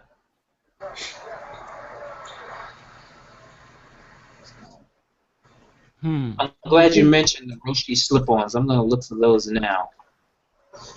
Yeah, I thought all Roche were slip-ons. Well, the Roche slip-ons right now. I mean, I'll go ahead and screen share them. They're up actually on theshoegame.com. So here you go. You can see them. They're in navy blue and white. Very simple. You know, no laces, ma. $75. Yeah, they went up without laces. You know, they look like the Air Cocooni from back in the day. Yeah, that's pretty much all that is. So there you have it. Nike Roche Run slip-on. Nike is $75. It's a Coquini without the plastic cage over top. Oh, it is. That's exactly what it is. Because the Kukini, when it came out, was it last year, Quab? No, it was a few years back. No, it's been like 2 or 3 years now. I think it was the last year or the year before. It did miserable. Well, they switched up the bottom. They did like a free bottom or something like that on the Yep. which killed it. So did miserable. I don't even think the bottom really mattered. I think the shoe was gonna do bad anyway. The thing no, people still rock Kukinis. I get people asking me about Kukinis ever so often, but I mean, yeah, but do you really think the masses would have went and got that, even if it was the exact same? Yes. I don't know. I think some shoes are meant for that time and that time only. I mean, we can agree to disagree on that one. Like the Carnivore? Look at what they're doing with Prestos. Exactly. They're bringing the Prestos back out. Prestos back, yeah. I mean, that doesn't mean they're gonna sell. The Prestos will do well. Prestos have actually been trickling back out for the last couple of years. I was about to say, and nobody's been copping them. They've been. I saw some Prestos 2 weeks ago for like $30. Prestos have been trickling out. They just haven't been putting out a lot of colors of them, and I see them sitting in the places where I've seen them. Well, they've been having. I think some of this stuff is just for that time period, and then you gotta let. I don't think everything can be retro and is gonna be successful. I mean, hell, Nike is showing that everything is not gonna be successful when you bring it back. Well, success in terms of what? The people where you're seeing it is in the stores, so that means they're wholesaling it to somebody, and that's where Nike is getting their money. So success for them is wholesaling it to these retailers. It's up to the retailers to sell them. So if you see them on sale at a retailer for $30, that's on them. That's not on Nike. I mean, we know that. I mean, but we're just saying, just strictly, let's not get too detailed. Bottom line, are they selling? Point blank, period. You know what I'm saying? We know Nike's getting their money regardless. We can say that on almost every shoe. But what we're speaking about is the shoe selling. Is it, that's what I'm looking at when I speak about, when it comes back out, is it successful? I mean, like you said, Nike's winning on all this shit. If you really want to be real about it, but we all know that. So I think they're gonna win on these because they're the Kukini without the cage. Yeah, it's funny because most of the Roaches, even with the laces, to me are, they're like slip-on shoes. That's why I like them.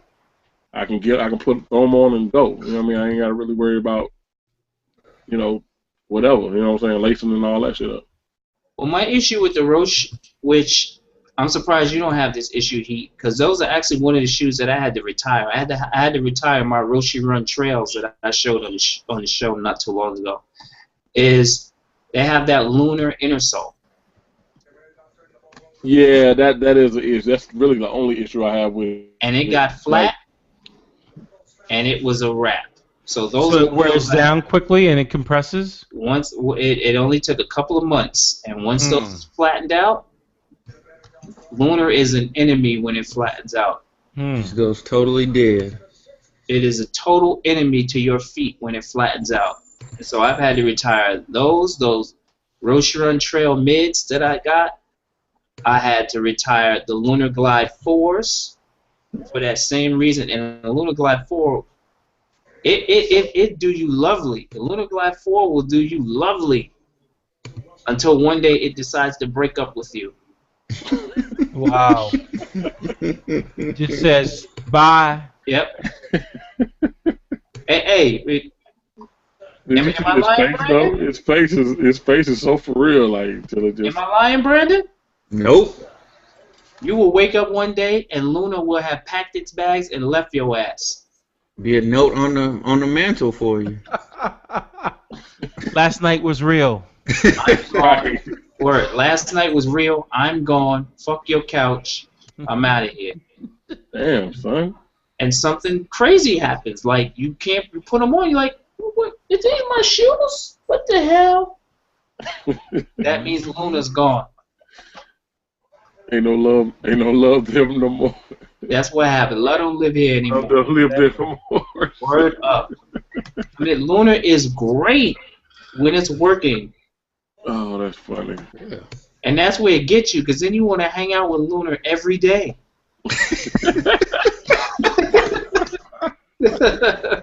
Yo, I need you to write an article on this shit. Yo. You just want to hang out with Lunar every day. That's the only one you want to be with. This shit is so heartfelt right now. And I then love one it. day, Lunar is gone. Oh, that's funny. He is so for real right now. And it hurts. And it hurts.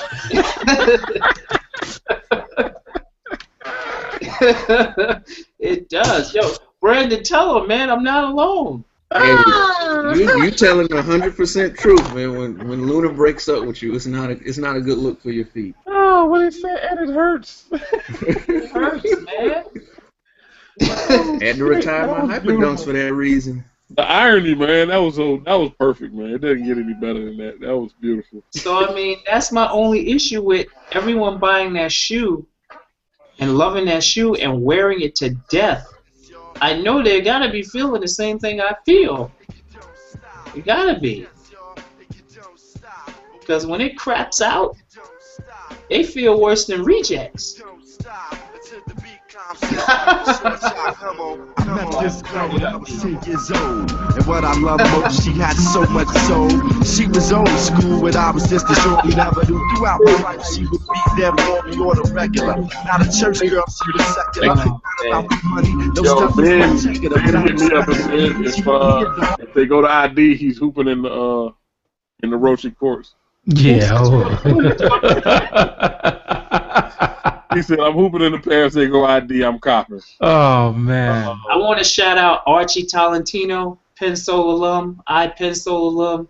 That's a hell of a name. The Roshi courts look like takedowns of the Hyper Rev. And he put hashtag food court. Oh, they are. You know, somebody said, though, the best thing about those Revs, somebody said was they look like a higher, they look like the mid version of the KD. Really? Mid version of the KD. Wow. Yeah. So, and if you look at them with the check placement, and then the way that the little high part with the strap on it, so they kind of do look like the mid version of the KD, except the sole, the sole being different. Yeah, that's a shoe. Well, who was wearing that? Kyrie Irving was wearing that shoe this year. Yeah, that bum. That dude. Kyrie Irving was wearing that shoe this year. So I really thought that dude was really gonna break out this year. He really fooled me. He did break out this year until his team went home. That dude. Every time I saw him play, man, it's like he stunk up the joint even more and shit. That dude. He shouldn't even have a shoe anymore. And why are they even bringing out Kyrie Irving during the summertime? Like, they do his ass for making the playoffs. Oh man, went there. Wow. You playing all the breakup music. Right. Sorry, I had to. Break up the makeup and shit. All right, so I'm gonna start this last topic off with Quab. Yes, sir. Obviously now, shout out to my man Easy Money Sniper on Instagram. That would be none other than Kevin Durant. Obviously, with KD winning the MVP award, there's going to be an MVP shoe. So let's play our own version of Price is Right now, like we've started off, like only we can do, and ask. And Brandon, we want you to weigh in on this one too. What do we think is going to be the price of the KD MVP shoe? The elites are like 170, right?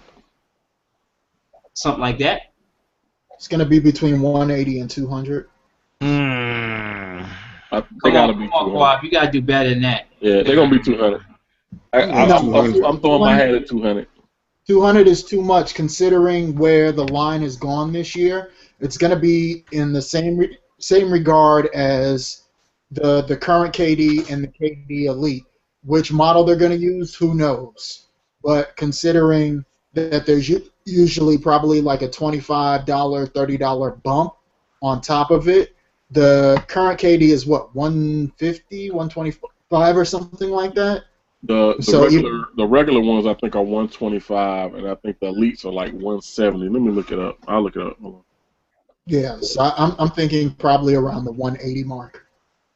180. Yep. And you said 200. Yeah, I think they're just gonna go. You know, Nike, the way Nike do it. I think they're just gonna say, "Fuck it, let's just go to." But KD has always made a point to try and make his shoes more accessible. Yeah, that was like that went out the window 3-4 years ago. Shit. That's not true anymore. That went out the window 2 years ago. But look at the company that he's keeping. Kobe Bryant's shoe is $225. LeBron's shoe is $200. His regular shoe is $125. That's more expensive. That's true. Than these other guys. Yeah, but his shoe jumped the highest when it made the jump. That's why. But still, no, I think they were smart with the KD. It really didn't jump that high. It was a subtle thing. They've been easing it. They've been easing it up for the last couple of years. It went from the 3, which was still $90-something, and went all the way up. From 90 to, let's say 90 to 125. That's not a lot. That's $35. Oh, no, I'm sorry. The elites are already 200. Okay, so what are the regular KDs at? Oh my gosh, the regular KD is like 125. Okay, like I said, it's probably going to be between 180 and 200, depending on what model they pick. I doubt if they're going to. His regular shoe is 125, and his elite is 200. 200. The elite has a full length Air Max bag, where the regular has a heel. Actually, I'm sorry. It's 130 for the regular. 130 for the regular, and then and 200 for the elite. Then I also know they had a couple of special ones. I want to say the Aunt Pearl was like 150. If I'm not mistaken. In the elite, is that air? Is that visible air, or is that zoom? Like the that's zoom. It's the visible zoom air. Okay. Yeah, the whole, but it's full length. It's full length. So you're talking a $70 difference between one shoe and the other. Yes, sir. Yes, sir. Full length zoom. Basically, you're paying for the full length zoom air, whereas in the GR, it's you got an airbag. I think in the heel, and I think you have zoom air in the forefoot. I want to say it's zoom air in the forefoot. Zoom in the forefoot and Air Max in the back. Right. So, it's Nike for you. where do you think it's going to end up? You said he or me? You, D. Oh, D. I say 195. So we got 195, 200, 180. You say, Quab? Between 180 and 200. I'm sticking more towards 180. It all depends on what model they use. Because even with the last KD, they did the scoring title joints, and those were not in the elite style. So they were in the irregular style. So I figured that they would use the regular style of the KD and just bump it up in price point. So I probably figure about 180. Mr. King. I'm going 190. Okay. Based on what Quabs just said, I'm going to change my answer. I was originally going to err towards the $200 side, but in considering that they might use the regular KD model for his MVP shoe as opposed to the elite, I'm going to say 175. 175, okay. Well, it don't matter what it is. It's going to be too goddamn much. There you go. True. Spoken like a true Southerner. I mean, I don't care what it is. Let's keep that always easy. It is what it is, dog. It's going to be too much whatever it is. Here's the real question, though. Are they actually going to have enough time to produce a shoe? Because given previous years, the votes have always swayed in one direction, where they already had LeBron's shoe pretty much done up, already thought of, conceptualized, and probably waited until they had a firmer understanding of where the votes were going to go. I think at least. Well, this one was a landslide too. I was about to say, we've kind of known though that KD is going to be MVP since really around the All-Star break. Okay. So I mean, I think they've had time.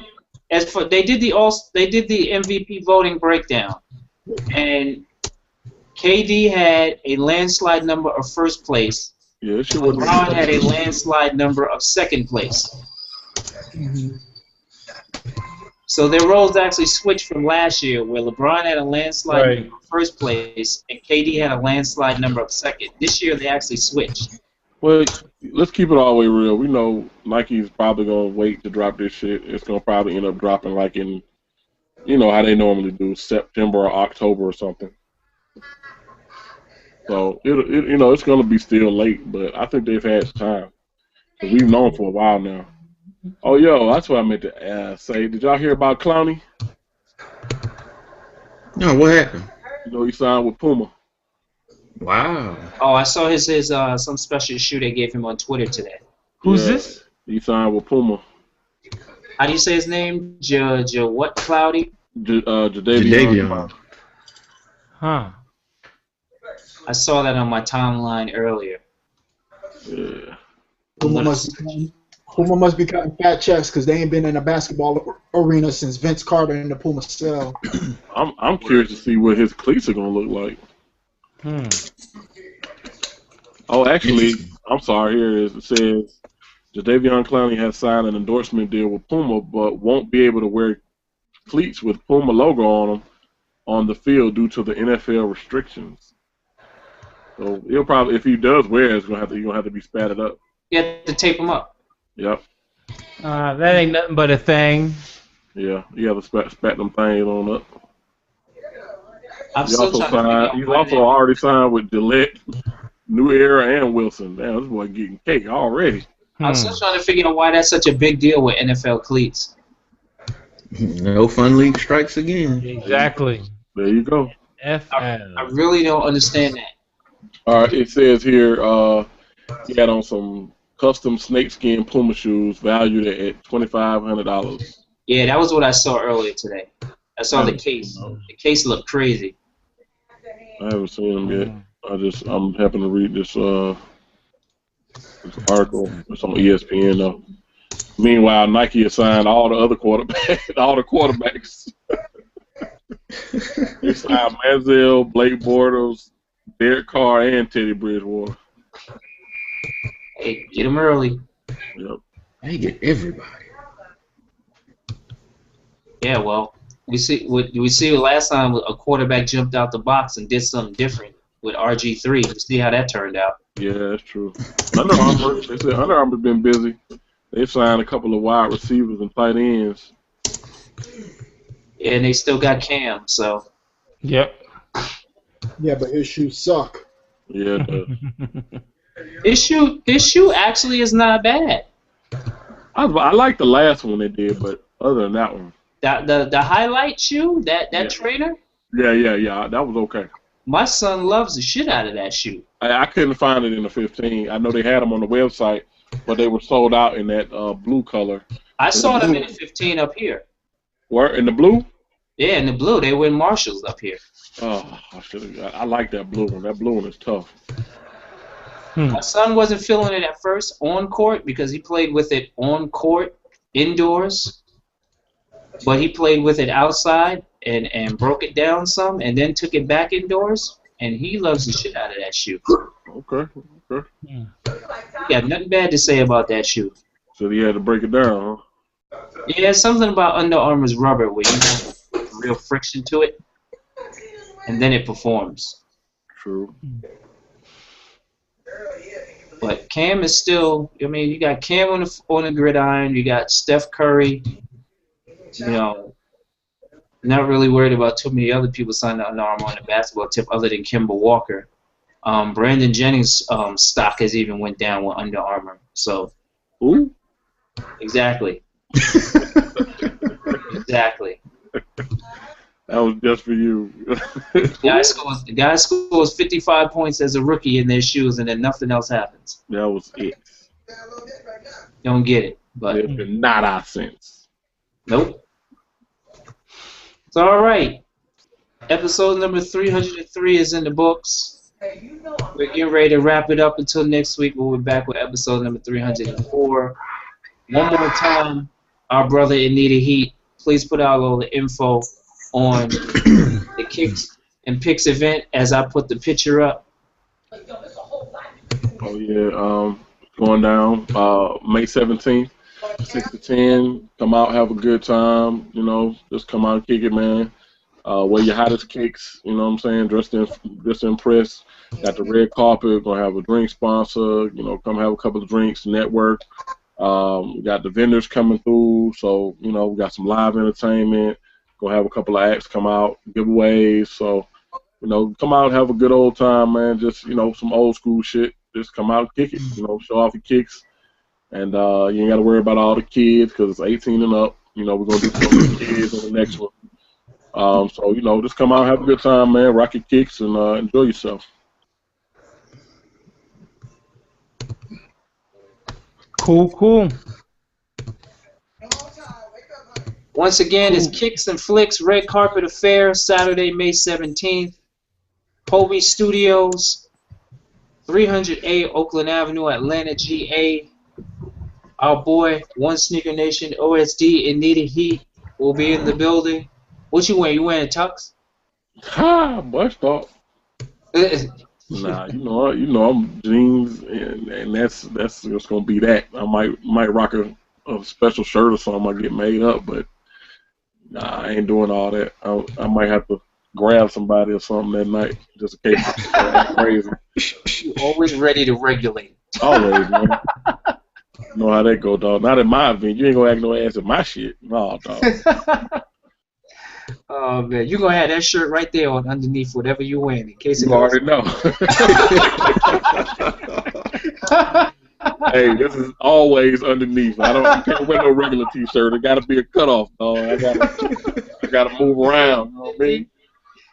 In case he gotta regulate, you already know. Have that shirt right there on underneath whatever he's wearing at this event. At all times, man. My wife constantly getting on me about nothing. I wear nothing but these. I don't wear no other T-shirts, dog. I got like 2 bins full of these, dog. So oh man, that is what hilarious. It is, man. That's all I do. So. Oh man, you need to stop it, boy. Yeah. All right, and next up again, this Saturday coming up in Boston, we got the latest installment of Fresher Than Your Average. Again, Saturday, May 10th. Villa Victoria Center for the Arts, 85 West Newton Street, Boston, Massachusetts. Winner takes all. Taking home that Air Jordan 3 trophy, 12-5. I'm in the building. D. Wells, are you in the building? I'm going to be booking from soccer, but yes, I will. D. Wells is in the building. A few of the other Sole Doctors will be in the building. And we are also going to have special guests, Boston's own legendary Mr. Edo G in the building with us. It goes on Saturday, May 10th. $15 admission. See y'all there. D, I'm trying to figure out which Boston sneakers to wear. I got a couple of choices, but I'll share that with you later. So we ain't got to go home, but we all got to get the hell out of here. It is 12:13 Eastern Standard Time. Mr. King. Yes, sir.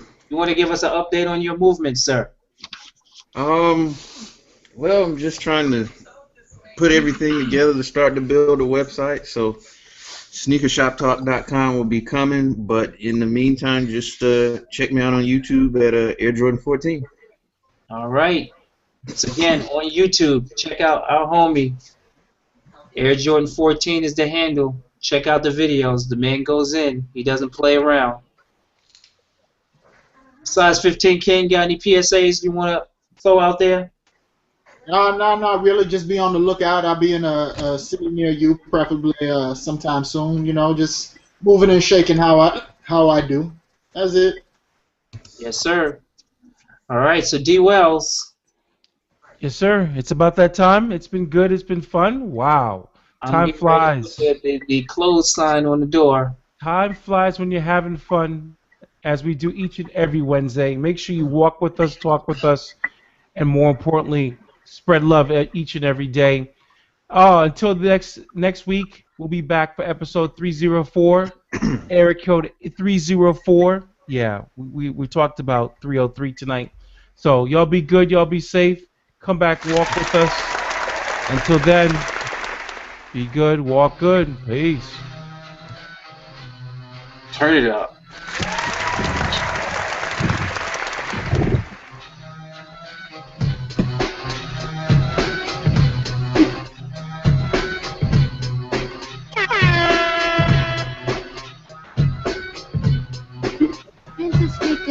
Homework time.